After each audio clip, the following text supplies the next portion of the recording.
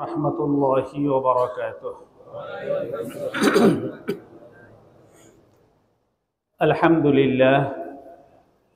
अल्हम्दुलिल्लाहि हम्दन कसीरन तय्यिबन मुबारकन फीह नहमदुहु व नस्तईनुहु व नस्तगफिरुहु व नु'मिनु बिही व नुसल्ली व नुसल्लिमु अला सय्यिदिना व हबीबिना व मौलाना मुहम्मद सल्लल्लाहु तआला अलैहि व अला आलिहि व सहबिहि अजमाइन। फ़क़द क़ाल अल्लाहु तबारक व तआला फ़ी कलामिहिल मजीद वल फ़ुरक़ानिल हमीद शहरु रमज़ानल्लज़ी उन्ज़िल फ़ीहिल क़ुरआन हुदल लिन्नास व बय्यिनातिन मिनल हुदा वल फ़ुरक़ान फ़मन शहिद मिनकुमुश शहरा फ़लयसुम। सदक़ल्लाहुल अज़ीम। वक़ाल तआला इन्नल्लाह व मलाइकतहु युसल्लूना अलन नबी या अय्युहल्लज़ीना आमनू सल्लु अलैहि व सल्लिमू तस्लीमा। সবাই দরুদ শরীফ পড়ি। নামাজে আমরা যে দরুদটা পড়ি, আল্লাহুম্মা সাল্লি আলা মুহাম্মাদ ওয়া আলা আলি মুহাম্মাদ কামা সাল্লাইতা আলা ইব্রাহিম ওয়া আলা আলি ইব্রাহিম ইন্নাকা হামিদুম মাজিদ। আল্লাহুম্মা বারিক আলা মুহাম্মাদ ওয়া আলা আলি মুহাম্মাদ কামা বারাকতা আলা ইব্রাহিম ওয়া আলা আলি ইব্রাহিম ইন্নাকা হামিদুম মাজিদ। আলহামদুলিল্লাহ আলহামদুলিল্লাহ আলহামদুলিল্লাহ। মহান রব্বুল ইজ্জতের শানে অগণিত হামদ ও সানা পেশ করছি, শুকরিয়া আদায় করছি, কৃতজ্ঞতা জ্ঞাপন করছি যে আল্লাহ রাব্বুল আলামিন আমাদেরকে আশরাফুল মাখলুকাত মানুষ হিসেবে সৃষ্টি করেছেন, আমাদেরকে শ্রেষ্ঠ উম্মাহ হিসেবে তিনি মঞ্জুর করেছেন। এই পবিত্র মাহে রমাদান আমাদেরকে দান করেছেন, রমাদানের সিয়াম পালনের তৌফিক দান করেছেন এবং আজকের এই পবিত্রতম জুমার দিনে জুমার সালাত আদায়ের জন্য জুমার মসজিদে একত্রিত হওয়ার তৌফিক এনায়েত করেছেন। সেই মহান রব্বুল ইজ্জতের শানে সবাই মিলে কালিমাতুশ শুকর আদায় করি, মুহাব্বতের সাথে বলি আলহামদুলিল্লাহ হামদান কাসীরান তাইয়িবান মুবারাকান ফীহ। দরুদ ও সালাম পেশ করছি সাইয়্যিদুল মুরসালিন রাহমাতুল লিল আলামিন বিশ্ব নবী জনাবে মুহাম্মদুর রাসূলুল্লাহ সাল্লাল্লাহু আলাইহি ওয়াসাল্লামের শানে। আল্লাহ রাব্বুল আলামিন যাকে সত্য দিন সহকারে এই দুনিয়ায় পাঠিয়েছেন দুনিয়ার তাবৎ মানুষের ইহকালীন কল্যাণ এবং পরকালীন নাজাতের পথ দেখাবার জন্য, তিনি তার দীর্ঘ 23 বছরের নবুয়তি জীবনে বিশ্ব মানবতার জন্য রেখে গেছেন এক উত্তম আদর্শ, উসওয়াতুন হাসানা, যে আদর্শ যথাযথ অনুসরণের মাঝে মানুষের দুনিয়ার কামিয়াবি, দুনিয়ার শান্তি এবং আখিরাতের নাজাত এবং জান্নাত প্রাপ্তি নিহিত রয়েছে। মহান রব্বুল আলামিনের দরবারে আমরা ফরিয়াদ করছি আল্লাহ তাআলা যেন আমাদের সকলকে সে আদর্শ জীবনের সকল ক্ষেত্রে যথাযথভাবে অনুসরণের তৌফিক দান করেন বলি আমিন। পবিত্র মাহে রমাদান চলছে। মাহে রমাদান এলে আমাদের কিছু তৎপরতা বেড়ে যায়, আমরা একটু নড়ে চড়ে বসি, আমরা সিয়াম পালন করি, রোজা রাখি, আমরা তারাবির সালাত আদায় করি, ইফতার করি, সেহরি খাই একসাথে একই টাইমে সবাই। এই মাহে রমাদানকে বলা হয় মুসলমানদের জন্য ইবাদতের মৌসুম, বিশেষ মৌসুম। বান্দার জন্য সারাটা বছরই ইবাদতের মৌসুম, মাহে রমাদান হলো ইবাদতের একটা বিশেষ মৌসুম। এই মাসটাকে রাসূলুল্লাহ সাল্লাল্লাহু আলাইহি ওয়াসাল্লাম বরকতময় মাস বলেছেন। আযাল্লাকুম শাহরুম মুবারাক শাহরুন আযীম। তোমাদের সামনে একটা মাস আসছে, ছায়া বিস্তার করছে, দরজায় কড়া নাড়ছে। শাবান মাসের শেষ লগ্নে গিয়ে তিনি এই কথাটা বলেছিলেন যে মাসটা হলো একটা মহান মাস, ওয়া শাহরুম মুবারাক, এটা একটা বরকতময় মাস। এই মাসের বরকত এবং ফজিলতের নানা কথা আমরা জানি, আমরা ওয়াজে শুনে থাকি, আমরা বিভিন্ন কিতাবে বই পুস্তকে আমরা পড়ে থাকি, মসজিদে বয়ানে আমরা শুনে থাকি যে এই মাসের অনেক বরকত রয়েছে, অনেক ফজিলত রয়েছে। উদাহরণস্বরূপ দুই একটা আমরা বলি যে রাসূলুল্লাহ সাল্লাল্লাহু আলাইহি ওয়াসাল্লাম ইরশাদ করেছেন, ইযা জাআ রমাদান ফুতিহাত আবওয়াবুল জান্নাহ ওয়া গুল্লিকাত আবওয়াবুন নার ওয়া সুফিদাতিশ শায়াতিন। রমজান মাস যখন আসে তখন আল্লাহ জান্নাতের সমস্ত দুয়ারগুলো খুলে দেন, অবারিত করে দেন, উন্মুক্ত করে দেন। সুবহানাল্লাহ, সুবহানাল্লাহ। জাহান্নামের দরজাগুলো লক করে দেন, বন্ধ করে দেন, আর শয়তানকে শিকল পরিয়ে বন্দী করে রাখেন। রাসূলুল্লাহ সাল্লাল্লাহু আলাইহি ওয়াসাল্লাম আরো বলেছেন, মান সামা রমাদানা ঈমানান ওয়া ইহতিসাবা গুফিরা লাহু মা তাকাদ্দামা মিন যামবি। যে ব্যক্তি এই রমজান মাসে ঈমানের সাথে, আল্লাহর উপর বিশ্বাস রেখে, আল্লাহর হুকুম পালনার্থে এবং ইহতিসাবের সাথে, সওয়াব পাওয়ার আশায় এই মাসে সিয়াম পালন করবে, রোজা রাখবে, রাসূলুল্লাহ সাল্লাল্লাহু আলাইহি ওয়াসাল্লাম বলেন, গুফিরা লাহু মা তাকাদ্দামা মিন যামবি, তার পিছনের সমস্ত গুনাহ মাফ করে দেওয়া হবে। সুবহানাল্লাহ, সুবহানাল্লাহ। আবার বলেছেন, মান কামা রমাদানা ঈমানান ওয়া ইহতিসাবান গুফিরা লাহু মা তাকাদ্দামা মিন যামবি। এই মাসে রাত্রি জেগে যে সালাত আদায় করবে, ইবাদত করবে, তার গুনাহ আল্লাহ মাফ করে দেবেন। এই মাসে একটা রাত্রি রয়েছে, যে রাত্রিটাকে বলা হয় লাইলাতুল কদর। সাল্লাল্লাহু আলাইহি সাল্লাম বলেছেন, ফিহি লাইলাতুন খায়রুম মিন আলফি শাহর। এই মাসে একটা রাত্রি রয়েছে যে রাত্রিটা হাজারো মাসের চেয়ে উত্তম। মান কামা লাইলাতাল কদর ঈমানান ওয়া ইহতিসাবান গুফিরা লাহু মা তাকাদ্দামা মিন যামবি। এই লাইলাতুল কদরে যে রাত জেগে ইবাদত করবে, আল্লাহ তার পিছনে গুনাহ সব মাফ করে দেবেন।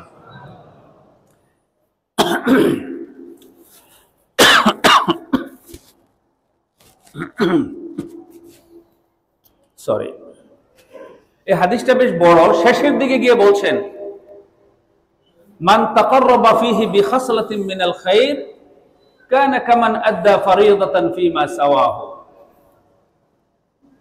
যে ব্যক্তি এই মাসে কোনো একটা নফল ইবাদত করবে, মুস্তাহাব মানে আমল করবে, কল্যাণকর কোনো একটা কাজ করবে, অন্য মাসের ফরজের সমান সওয়াব তাকে দেওয়া হবে। সুবহানাল্লাহ।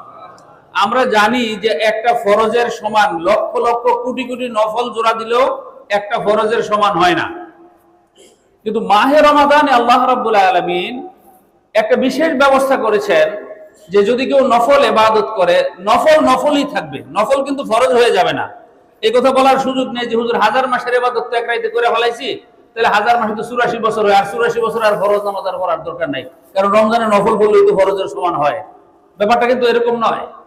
নফল নফলই থেকে যাবে, কিন্তু নফলের রিওয়ার্ড যখন আল্লাহ তাআলা তাকে দান করবেন, নফলের প্রতিদান যখন দিবেন, তাকে ফরজের রেটে দিবেন। সুবহানাল্লাহ। রেটটা ধরবেন ফরজ হিসাবে, যেহেতু সে রমজানে করেছে। আবার ওমান কামা ফীহি ওমান আদ্দা ফীহি ফরিদাতান কানা কামান আদ্দা 70 ফরিদাতান ফীমা সাওয়াহু। এই রমজান মাসে যদি কেউ একটা ফরজ আদায় করে, তাহলে অন্য মাসে 70টা ফরজ আদায়ের সমান সওয়াব আল্লাহ রাব্বুল আলামিন তার আমলনামায় লিখেন। সুবহানাল্লাহি ওয়া বিহামদিহি সুবহানাল্লাহিল আযীম। এরকম আরো অনেক বর্ণনা এই মাহে রমাদানের ফজিলতের সম্পর্কে আমরা জানি, বিভিন্ন ওয়াজে আমরা এগুলো শুনি। প্রশ্নটা যেটা সেটা হলো যে রমজান মাসের এত ফজিলত কেন করা হলো? আরো তো 11টা মাস রয়েছে, এগুলো একটু ফজিলত গুলো ভাগ করে বিভিন্ন মাসে দিয়ে দিলে একটু ব্যালেন্স হতো না? রমজান মাসে কেন এত ফজিলত পূর্ণ করা হলো? আল্লাহ রাব্বুল আলামিন বান্দার সকল ইবাদত তো আল্লাহর জন্যই করা হয়। একটা ইবাদতকে আল্লাহ তাআলা নিজের জন্য খাস করেছেন, বলেছেন যে এটা আমার জন্য। যদিও সকল ইবাদতই আল্লাহর জন্য, আল্লাহর জন্য ছাড়া কোনো ইবাদত করলে সেই ইবাদত শিরক হয়ে যাবে। আল্লাহর জন্য ছাড়া যদি অন্য কারোর জন্য ইবাদত করা হয়, সেই ইবাদত কি হয়ে যাবে? শিরকে পর্যবসিত হবে। সুতরাং বান্দার সকল ইবাদত আল্লাহর জন্য, তারপরও সেই ইবাদতের মধ্য থেকে একটা ইবাদতকে আল্লাহ তাআলা তার নিজের জন্য বাছাই করে নিজের জন্য বলেছেন। আল্লাহ তাআলা বলছেন ওয়াস-সাওমু লি, এই সাওমটা বা রোজাটা হলো আমার জন্য, ওয়া আনা আজজি বিহি, আমি নিজে তার প্রতিদান দেব। অন্যগুলো হাদিসের আগে আরো লম্বা কথা আছে যে বান্দার আমল 10 গুণ থেকে 700 গুণ পর্যন্ত বিভিন্ন রেটে সওয়াব দেয়া হয়। মিন আশারাতি আমসালিহা ইলা 700 দিফিন, 10 গুণ থেকে 700 গুণ পর্যন্ত বিভিন্ন রেটে সওয়াব দেয়া হয়। এগুলো জেনারেল বিভিন্ন ইবাদতের রেটের কথা বলছে, কিন্তু এইটুকু বলে বলছেন ওয়াস-সাওমু লি, আর সিয়ামটা কেবল আমারই জন্য, সুতরাং আমি নিজে তার প্রতিদান দিব। কত রেট দিব, এটাকে 700 গুণ দিব না, 7000 গুণ দিব না, 700 কোটি গুণ দিব না, 7 মিলিয়ন দিব, সেটা আমি ভালো জানি। সুবহানাল্লাহ, সুবহানাল্লাহ। লক্ষণীয় বিষয় হলো এই রোজাটাও আল্লাহ তাআলা এই রমজান মাসেই ফরজ করেছেন। এত বরকতের, এত কল্যাণের, এত সওয়াবের সব কেন্দ্রবিন্দু এই রমজানে কেন ঠেকানো হলো? আলোচনার বিষয় হলো এটা। এখন যেহেতু এই সুবিধাগুলো আল্লাহ দিয়েছেন, এটার ব্যাখ্যা যদি আমি দেই, কিংবা এটার ব্যাখ্যা যদি অন্য কোনো বুজুর্গ সাহেব দেন, কোনো পীর সাহেব দেন, কোনো মাদ্রাসার বড় মুহতামিম দেন, এটা যতটা গ্রহণযোগ্য হবে, যতটা বাস্তব ভিত্তিক হবে, যিনি এটার মর্যাদাটা দিয়েছেন তার কাছ থেকে যদি ব্যাখ্যাটা নেই, কে দিয়েছেন? কে? আল্লাহ।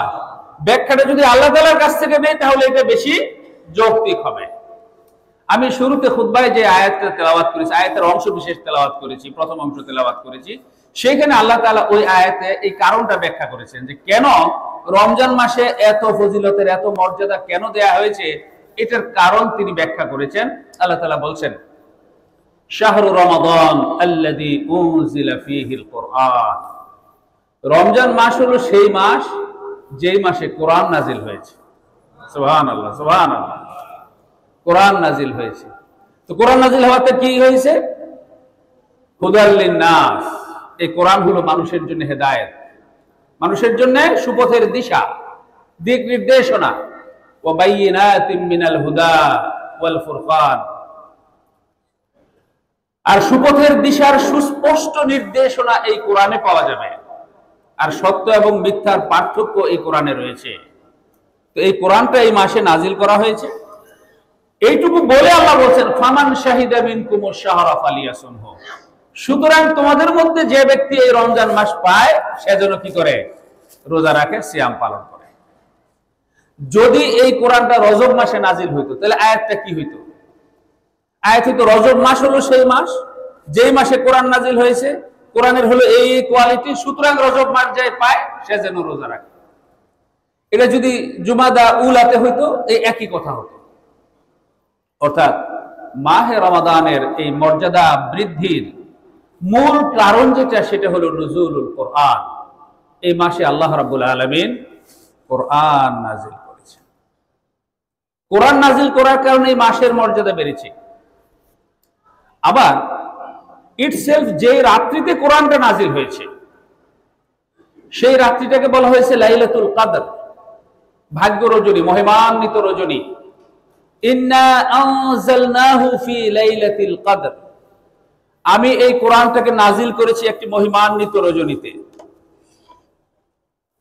ওয়ামা আদরাকা মা লাইলাতুল কদর, তুমি জানো লাইলাতুল কদরের মর্যাদা কি? লাইলাতুল কদরে খায়রুম মিন আলফি শাহর, এই মহিমান্বিত রজনী, এই রাত্রিটি হাজারো মাসের চেয়ে উত্তম। তাহলে যেই রাত্রিতে ইটসেলফ, যে রাত্রিতে নাজিল করা হয়েছে, সেই রাত্রিটাকে হাজারো মাসের চেয়ে উত্তম বলা হয়েছে। যে মাসে নাজিল করা হয়েছে সেই মাসটাকে অপরাপর সকল মাসের চেয়ে বরকতময় করে দেয়া হয়েছে।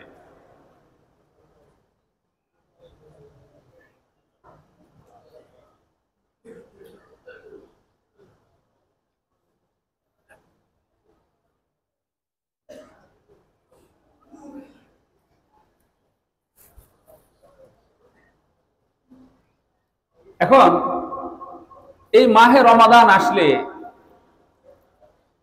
আমরা যদি এই কোরআনকে ধারণ না করে অন্য সব আয়োজন সবই করি, আমাদের ইফতার ঠিক মতো হয়, আমাদের সেহরি ঠিক মতো হয়, আমাদের নতুন জামা কাপড় কেনা ঠিক মতো হয়, আমাদের অন্যান্য রমজানের আয়োজন ঠিক মতো হয়, বিভিন্ন অনুষ্ঠান আদি ঠিক মতো হয়। কিন্তু কোরআনটা আমরা যদি ধারণ না করি তাহলে হবে কি? মূল বিষয়টা বাদ দিয়ে তার খোলসটা নিয়ে লাফালাফি করার মতো। একটা ছোট্ট উদাহরণ দিই বোঝার সুবিধার জন্য। এখন তো নতুন নতুন শপিং মল হয়েছে, বড় বড় মার্কেট হয়েছে। আপনি একটা শপিং মলে গেলেন, গিয়ে একটা কাঁচা বাজার, তরি তরকারি, ফলমূল যেদিকে, ওই উইংয়ে ঢুকলেন, দেখলেন যে প্রত্যেক তাকের মধ্যে 5 কেজি 5 কেজি 5 কেজি 5 কেজি একটা কার্টুন সাজিয়ে রেখে দেওয়া হয়েছে। কার্টুনের গায়ে দাম লেখা আছে, কোনটার দাম কত। এগুলো ফিক্সড রেট, দামাদামি করে না, নিয়ে বাসায় চলে আসতে হয়। আপনি গিয়ে দেখলেন যে কার্টুনের গায়ে দাম লেখা আছে, কোনটার দাম 5 কেজি 100 টাকা, কোনটার দাম 300 টাকা, কোনটার দাম 1200 টাকা, কোনটার দাম 2000 টাকা, কোনটার দাম 4000 টাকা, কোনটার দাম 5000 টাকা। যদি জানতে চাই যে এই যে কার্টুনের গায়ে যে দামগুলো লেখা হয়েছে, এগুলো একই কোম্পানির কার্টুন, কিন্তু একই বক্স দিয়ে তৈরি করা হয়েছে। এই দামগুলো কি কার্টুনের, নাকি কার্টুনের ভিতরে যে জিনিসটা আছে সেই জিনিসটা? যে কার্টুনে 100 টাকা লেখা আছে সেটা ধরনের মধ্যে আছে গোলালু, যেটার মধ্যে 200 টাকা আছে এর মধ্যে রাখা হয়েছে পটল, যেটার মধ্যে 400 টাকা মনে করেন সেটা, বা 600 টাকা সেটা মনে করেন আপেল, যেটা 5000 টাকা সেটা হলো অস্ট্রেলিয়ান ওই যে ডাসা ডাসা আঙ্গুরগুলো। কারণ আপনি সবচেয়ে দামি কার্টুনটা কিনলেন, কিনে দেখলেন ভারী লাগে, রাস্তায় আঙ্গুরগুলো ফেলে এনে কার্টুনটা বেগম সাহেবের হাতে তুলে দিলেন, এই যেন 5000 টাকা দামের কার্ট আজকে বাজার করে আসছি, নাও। বেগম সাহেব কি মারহাবা দিবে? দিবে না। অথবা কার্টুন আনলেন ঠিকই, 5000 টাকা দিয়ে আঙ্গুরের কার্টুন কিনে আনলেন, এনে তাকের উপরে রেখে দিলেন, ওইখানে শুকাচ্ছে, এগুলো খাটের নিচে রেখে দিলেন, শুকাচ্ছে। আঙ্গুর বেরও করলেন না, নিজেও খেলেন না, বাচ্চাদেরও খাওয়ালেন না, বা প্রতিবেশী আত্মীয় স্বজন পরিবার অন্যান্য সদস্য তাদেরকেও খাওয়ালেন না। এই আঙ্গুর আপনার শরীরে কোনো পুষ্টি দেয়নি, আপনার পরিবারে কোনো পুষ্টি দেয়নি, আপনার আত্মীয় স্বজন কাউকে কোনো পুষ্টি দেয়নি। তাহলে আঙ্গুরের কার্টুন আপনার বাড়িতে আসা কি অর্থবহ হলো না অর্থহীন হলো?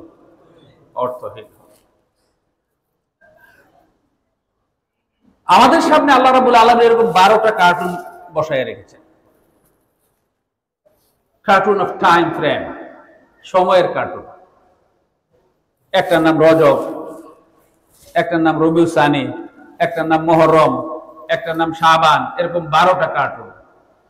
রাসূলুল্লাহ সাল্লাল্লাহু আলাইহি ওয়াসাল্লাম প্রত্যেকটা ওই কার্টুনের, প্রত্যেকটা ওই মাসের, 12টা মাসের 12টা কার্টুন আমরা কল্পনা করি, মর্যাদা বর্ণনা করেছেন। যেই মাসে যা এসেছে, যেই মাসে যা হয়েছে সেই অনুযায়ী মর্যাদা বর্ণনা করেছেন। এটা ওই মাসের কার্টুনের গায়ে লেখা। মর্যাদাগুলো মাসের গায়ে লেখা থাকলেও কিন্তু মর্যাদাটা মাসের নয়, মর্যাদা হলো তার ভিতরে যে বিষয়গুলো আছে সেইগুলো। সবচেয়ে বেশি মর্যাদাবান পাওয়া গেল রমাদান। রমাদান মাস সবচেয়ে বেশি মর্যাদা সম্পন্ন পাওয়া গেল। কেন পাওয়া গেল? রমাদান মাসের ভিতরে আছে এই কোরআনে কারীম। সুবহানাল্লাহ।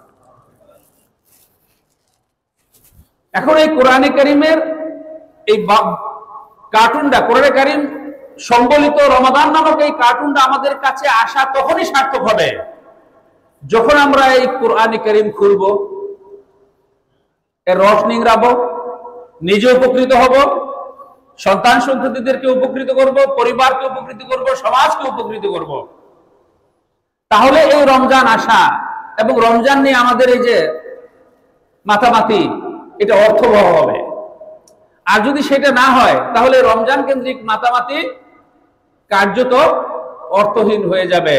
আঙ্গুর কিনে এনে আঙ্গুর ফেলে দিয়ে শুধু কার্টুন নিয়ে লাফালাফি করলে যেরকম হবে, কোরআনকে বাদ দিয়ে রমজানকে নিয়ে লাফালাফি করলে অনেকটা ওরকমই। এই জন্য আমাদের এই মাহে রমাদান এসেছে, এই মাসে কোরআন নাজিল হয়েছে, আমাদের কোরআনকে আঁকড়ে ধরতে হবে। আল্লাহ তাআলা এই কথাটাই বলে দিয়েছেন, আমি শুরুতে যে আয়াতটা তেলাওয়াত করেছি, যে শাহরু রমাদান আল্লাযী উনজিলা ফীহিল কোরআন, রমজান মাস যে মাসে কোরআন নাজিল হয়েছে।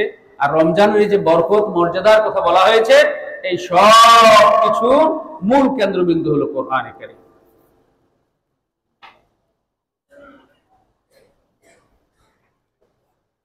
এই কোরআনে কারীম আল্লাহ রাব্বুল আলামিন আমাদেরকে দিয়েছেন এবং এটা আমাদের ধারণ করতে হবে। এই কোরআনকে বলা হয়েছে ওয়ানুনাজ্জিলু মিনাল কোরআনি মা হুয়া শিফাউন ওয়া রাহমাতুল লিল মুমিনিন। আমি কোরআন নাজিল করেছি, এটা হলো শিফা, এটা হলো একটা চিকিৎসাপত্র, ওয়ারাকাতুশ শিফা, এবং রাহমাতুল লিল মুমিনিন, মুমিনদের জন্য অনুগ্রহ রহমত স্বরূপ। এই কোরআনকে বলা হয়েছে চিকিৎসাপত্র। চিকিৎসাপত্র, আমরা প্রেসক্রিপশনের সাথে চিকিৎসাপত্রের সাথে পরিচিত সবাই। চিকিৎসাপত্রে কি থাকে? চিকিৎসাপত্রের মধ্যে রোগীর প্রাথমিক কিছু ইনফরমেশন থাকে, তার ব্লাড প্রেশার কত, ডায়াবেটিস আছে কিনা, বয়স কত, তার নাম কি ইত্যাদি। তারপরে তার রোগের কিছু বিবরণ থাকে। এরপরে ডান পাশে কতগুলো ঔষধের নাম লেখা থাকে। এই ট্যাবলেট দিনে 3 বার খাবে, এই ইনজেকশন সপ্তাহে 1টা দিবে, এই ক্যাপসুল রাতে 1 বার খাবে, ইত্যাদি ইত্যাদি। তারপর কিছু পথ্য দেওয়া থাকে, যে পথ্যগুলো এই কাজগুলো করবে। কি করবে? বেশি বেশি পানি খেতে হবে, একটু শাকসবজি বেশি করে খেতে হবে, তারপরে হাঁটাহাঁটি করতে হবে, এই জাতীয় একটু হালকা ব্যায়াম করতে হবে। আর কিছু বর্জনীয় বিষয় বলে দেওয়া হয়, সতর্কতা লিখে দেওয়া হয় যে ভাজা পোড়া খাবেন না, ধূমপান করবেন না, নেশা করবেন না, এরকম বিনিদ্র রজনী যাপন করবেন না, এই জাতীয় কিছু বিষয় লিখে দেওয়া হয়। এবার আপনি 2000 টাকা ভিজিট দিয়ে ধানমন্ডি থেকে বড় ডাক্তারের প্রেসক্রিপশন নিয়ে আসলেন, এনে কি করলেন? প্রেসক্রিপশনটা আনার সময় এটা নিয়ে দেখলেন যে ইংরেজিতে কি লিখছে ভালো করে বুঝিয়ে আপনি ফেলে দিলেন। আপনার রোগী ভালো হবে না। আপনি মায়ের জন্য বা বাবার জন্য বা পরিবারের অন্য কোনো সদস্যের জন্য আপনি গিয়েছেন, রোগী ভালো হবে না। আপনি এটা আনলেন, আরেকটু দায়িত্বশীলতার পরিস্থিতি আনলেন, নিউ মার্কেট থেকে সুন্দর করে কিছু কাপড় কিনলেন, বা ওই যে বসুন্ধরা সিটি থেকে কিছু কাপড় কিনলেন, কিনে সুন্দর করে দামি কাপড় দিয়ে একটা গিলাপ বানাইলেন, একটা প্যাকেট বানাইলেন, প্যাকেট বানায় প্রেসক্রিপশনের ভিতরে ঢুকাইলেন, ঢুকায় তাকের উপরে রেখে দিলেন। কোনোদিন খুললেনও না, পড়লেনও না, কি ওষুধ খাইতে বলছে সেটা দেখলেনও না। শুধু ঈদে সান্দে বের করে চুমা দিলেন, বাবার মৃত্যুবার্ষিকীতে, মার মৃত্যুবার্ষিকীতে বের করে একটু চুমা টুমা দিয়ে আবার রেখে দিলেন। এই রোগীর কি রোগ ভালো হবে? ভালো হবে না। আরেকজন আরেকটু অ্যাডভান্স, উনি বের করে সকালবেলা পড়তেছেন, প্রতিদিন সকাল সন্ধ্যা পড়েন।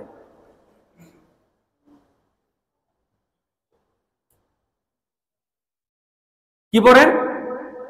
অমুক ট্যাবলেট 3 বার, অমুক ক্যাপসুল 2 বার, অমুক ইনজেকশন সপ্তাহে 1 দিন, অমুকটা করতে হবে, তমুকটা করতে হবে, এটা খাওয়া যাবে না, এটা ধরা যাবে না, ওইটা বাস আবার প্যাকেট করে রেখে দিচ্ছেন। কি যে পড়লেন এটা মাথায় নিলেন না, ওই অনুযায়ী কোনো কাজই করলেন না। তার রোগ ভালো হবে? তার রোগ ভালো হবে না। আরেকজন ভালো করে পড়লেন, বুঝার চেষ্টা করলেন, কি অনুযায়ী কোন ওষুধটা কিভাবে খেতে হবে সেটা বলেছেন, এবং সেই অনুযায়ী তিনি খাওয়ার চেষ্টা করলেন।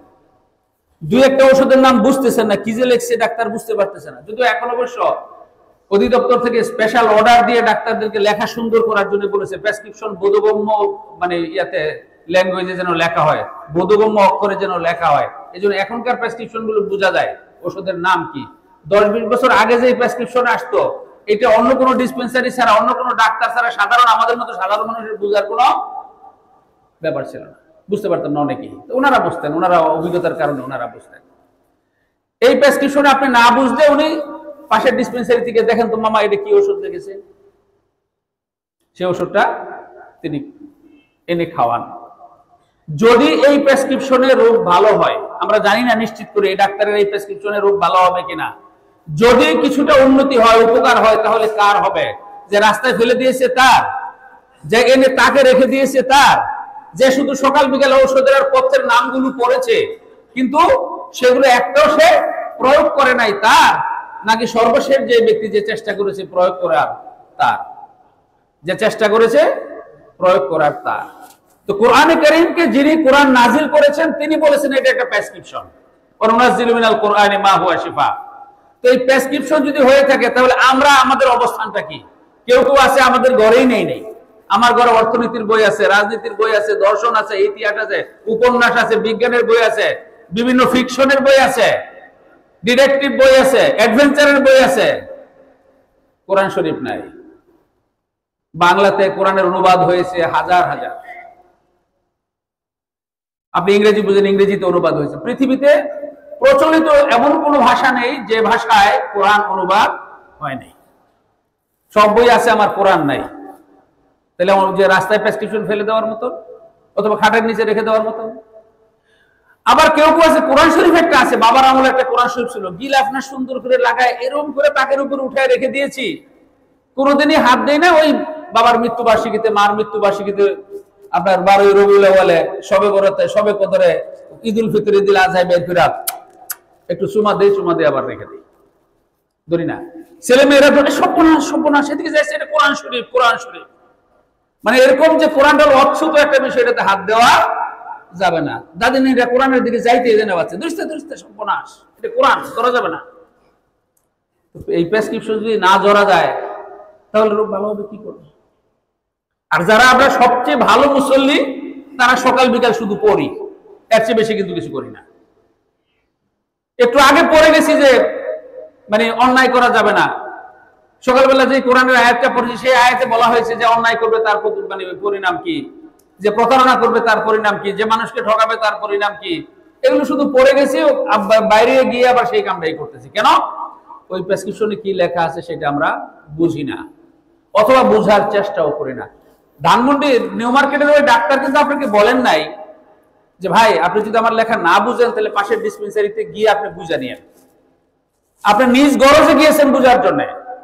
আর কোরআনে কারীম যে প্রেসক্রিপশনে যিনি লিখেছেন, তিনি লিখে বলে দিয়েছেন ফাসআলু আহলাদ যিকরি ইন কুনতুম লা তা'লামুন, তোমরা নিজেরা যদি না বুঝো তাহলে যে বুঝে তাকে জিজ্ঞেস করে নাও। আর ওই ডাক্তারের প্রেসক্রিপশনে রোগী ভালো হবে এই নিশ্চয়তা আমরা দিতে পারি না, কোনো গ্যারান্টি নাই। ভালো হতেও পারে, নাও হতে পারে। পৃথিবীতে একটা মাত্র প্রেসক্রিপশন রয়েছে, যে প্রেসক্রিপশন লেখার আগে গ্যারান্টি সিল মারা হয়েছে, তারপরে প্রেসক্রিপশন লেখা শুরু হয়েছে। সেই প্রেসক্রিপশন হলো কোরআনে কারীম। প্রেসক্রিপশন লেখার শুরুতে আগে গ্যারান্টি সিল মেরে দিয়েছেন, যালিকাল কিতাবু লা রাইবা ফীহি। এখানে যা যা বলা হবে প্রত্যেকটা অব্যক্ত, কোনো সন্দেহের অবকাশ নেই, এর কোনো সংশয়ের অবকাশ নেই। এই প্রেসক্রিপশন পাওয়ার পরেও আমরা কি করেছি? আমরা এই প্রেসক্রিপশনকে ভালোভাবে ধারণ করিনি। অথচ এর ভিতরে সমস্ত রোগের বিবরণ রয়েছে, রোগ নিরাময়ের বিবরণ রয়েছে। ছেলেমেয়েরা কেন কথা শোনে না, এর রেমেডি কি বলা আছে। পরিবারের অশান্তি কেন, রেমেডি কি বলা আছে। কর্তারা কেন ঘুষ খায়, চুরি করে, দুর্নীতি করে, রড সিমেন্ট সব বাইরে নিয়ে যায়, এগুলোর প্রতিকার কি, যেগুলো সব বলা আছে। আমরা এই জিনিসগুলো ধরিও না, আমরা এগুলো এক্সারসাইজও করি না, প্রয়োগও করি না, যার কারণে এর সুফল আমরা পাই না। রাসূলুল্লাহ সাল্লাল্লাহু আলাইহি ওয়াসাল্লাম এই কোরআন দিয়ে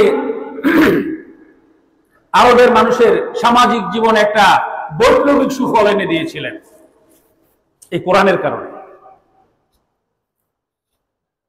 আমরা জানি যে রাসূলুল্লাহ সাল্লাল্লাহু আলাইহি ওয়াসাল্লামের জীবনের দুইটা সেশন আছে, সমান সমান পিরিয়ড। প্রত্যেকটা সেশনের মেয়াদ কাল ছিল 23 বছর।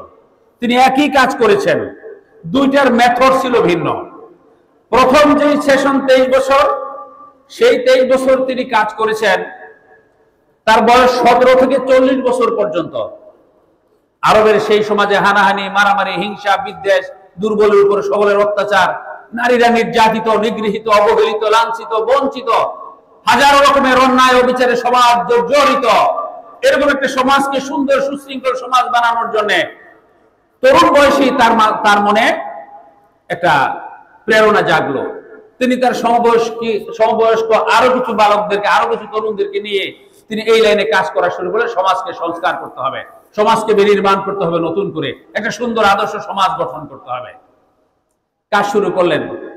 হিলফুল ফুজুল নামক একটা সংস্থা গঠন করে হিলফুল ফুজুলের ব্যানারে কাজ করলেন 17 বছর থেকে 40 বছর পর্যন্ত। যৌবনের পুরো উদ্যমের পুরো সময়টুকু ব্যয় করলেন, নিজেরা কর্মসূচি প্রণয়ন করেছেন, সেই অনুযায়ী কাজ করেছেন, মানুষকে বুঝিয়েছেন, চেষ্টা করেছেন সমাজকে সুন্দর করার জন্য। 23 বছর পার হয়ে যাওয়ার পরে দেখা গেল যে তেমন সুফল পাওয়া যায়নি।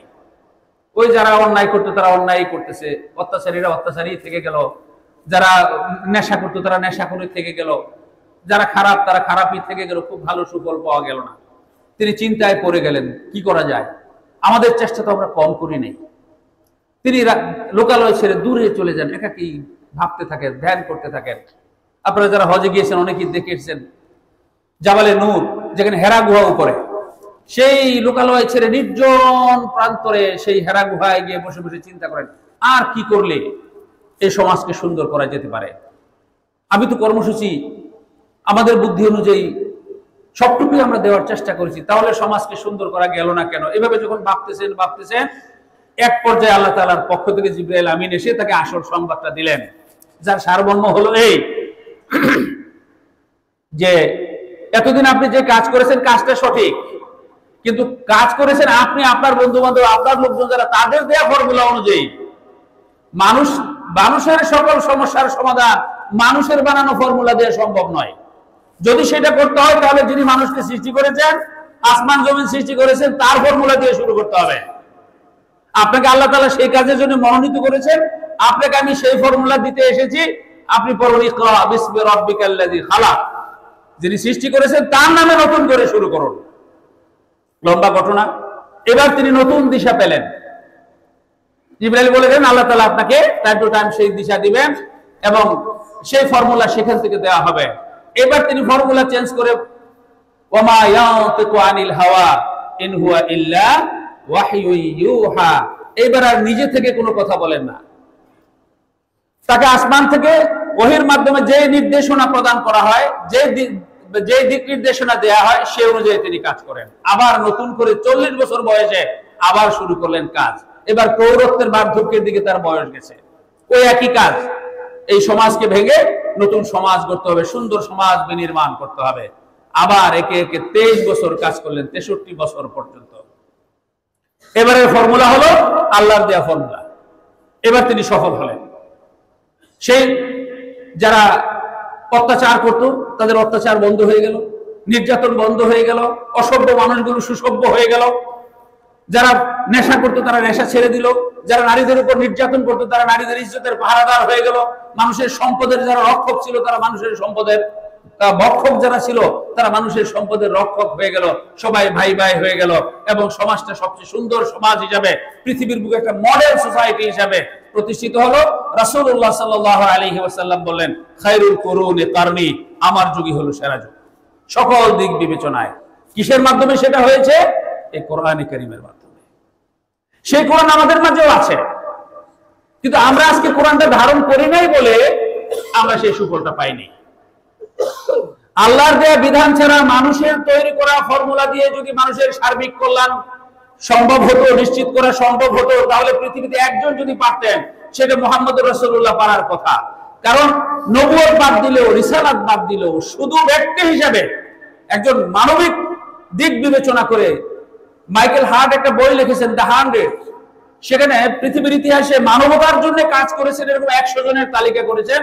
সেই তালিকার মধ্যে 1 নম্বরে স্থান দিয়েছেন মুহাম্মদুর রাসূলুল্লাহ সাল্লাল্লাহু আলাইহি সাল্লামকে। তাকে সাংবাদিকরা জিজ্ঞেস করলো আপনি একজন খ্রিস্টান হয়ে ইসলামের নবীকে কেন 1 নম্বরে দিলেন? তিনি বলেন আমি নবী হিসেবে দেই নাই, প্রত্যেককে আমি বিবেচনা করেছি মানুষ হিসেবে সে মানবতার জন্য কতটুকু কি করেছে। আমার গবেষণায় বেরিয়ে এসেছে মানবতার জন্য তিনি সবচেয়ে বেশি ভূমিকা রেখেছেন, তিনি সবার সেরা। তো মানুষ হিসেবে সেরা যে ব্যক্তিটি, যদি আল্লাহর দেয়া বিধান অনুযায়ী পৃথিবীতে একজন মানুষের সার্বিক সমস্যার সমাধান করে সুন্দর সমাজ বিনির্মাণ করতে সফল হতেন, সেটা মুহাম্মদুর রাসূলুল্লাহ সাল্লাল্লাহু আলাইহি ওয়াসাল্লাম হওয়ার কথা ছিল। তিনি যখন প্রথম 23 বছর চেষ্টা করেও পারেন নাই, আল্লাহর দেয়া বিধান অনুযায়ী তাকে পরবর্তী 23 বছরে আল্লাহর দেয়া বিধান অনুযায়ী মানুষের সমস্যার সার্বিক সমাধান করতে হয়েছে। এটা প্রমাণিত যে পৃথিবীতে মানুষের দেয়া ফর্মুলা অনুযায়ী মানুষের সার্বিক সমস্যার সমাধান করা সম্ভব নয়। সেই জন্য মূল ফর্মুলা নিতে হবে আল্লাহ রাব্বুল আলামিনের কাছ থেকে, অর্থাৎ কোরআনে কারীমের কাছ থেকে, যে কোরআন এই মাহে রমাদানে নাজিল হয়েছে। আমরা এই কোরআনের সংস্পর্শে আসব। কোরআনের সাথে আমাদের কয়েকটা হক রয়েছে। নাম্বার 1, যারা পড়তে জানি না তারা কোরআন পড়া শিখবো। নাম্বার 2, যারা কোরআন পড়তে শিখেছি তারা নিয়মিত কোরআন পড়বো। যারা কোরআন পড়তে পারি তারা কোরআনের অর্থ বোঝার চেষ্টা করব। এরপর হবে যারা কোরআনের অর্থ বুঝি সেই অনুযায়ী আমাদের জীবন গঠনের চেষ্টা করব, সন্তানদের গঠনের চেষ্টা করব, পরিবার পরিজনের গঠনের চেষ্টা করব। এরপরে হলো আমরা নিজেরা কোরআন শিখবো এবং শিক্ষা দিব। হাদিসে এসেছে সেই উত্তম যে কোরআন শিখে এবং শিখায়। এবং একটা গ্রুপ থাকবে যারা কোরআন নিয়ে গবেষণা করবে, কোরআনের বিভিন্ন বিধান নিয়ে গবেষণা করে কোরআনের বিভিন্ন বিষয়গুলোকে জীবনের সাথে মিল করে রেজাল্ট বের করে এনে মানুষের জন্য ইতিবাচক দিকগুলো তুলে ধরবে। তো কোরআনের সাথে সংস্পর্শে আসলে মর্যাদা বেড়ে যায়। আপনারা দেখেন একই রুলের কাগজ, একটা দিয়ে পেপার ছাপাইছে আর একটা দিয়ে কোরআন ছাপাইছে, তো সেই কোরআনের পাতাকে আমরা চুমা দেই, আর ম্যাগাজিন পেপার যেগুলো ছাপাইছে এগুলোকে চুমা দেই না। একই চামড়া দিয়ে অর্ধেক দিয়ে জুতা বানিয়েছে, অর্ধেক দিয়ে কোরআনের গিলাফ বানিয়েছে, কোরআন বাধাই করেছে, কোরআন বাধাই করেছে যে চামড়া সেটাতে আমরা চুমা দেই, আর জুতার মধ্যে কিন্তু চুমা দেই না, একই চামড়া কিন্তু। অর্থাৎ কোরআনের সংস্পর্শে আসার কারণে, কোরআনের হরফগুলো বুকে ধারণ করার কারণে এই কাগজের মর্যাদা বেড়ে গেছে। কোরআনের পাতাগুলো আঁকড়ে ধরার কারণে, জড়িয়ে ধরার কারণে এই যে কভারের চামড়াটার মর্যাদা বেড়ে গেছে। আর আশরাফুল মাখলুকাত মানুষ যদি এই কোরআনকে ধারণ করতো, এই কোরআনের মর্যাদায়, এই কোরআনের সংস্পর্শে আসার কারণে মানুষের মর্যাদা অনেক অনেক বেড়ে যেত, মুসলমানদের মর্যাদা অনেক বেড়ে যেত, বিশ্বের বুকে তারা আবার মাথা উঁচু করে দাঁড়াতো। আমরা যদি আল্লাহ তাআলার কাছে তৌফিক কামনা করি, আমরা যেন এই কোরআনকে ধারণ করতে পারি, কোরআনকে আঁকড়ে ধরতে পারি, কোরআন অনুযায়ী জীবন গঠন করতে পারি এবং এর মাধ্যমে বিশ্বের বুকে উন্নত জাতি হিসেবে মাথা উঁচু করে দাঁড়াতে পারি। আল্লাহ তাআলা আমাদের সকলকে সেই তৌফিক দান করুন। আমিন। ওয়া আখিরু দাওয়ানা আলহামদুলিল্লাহ।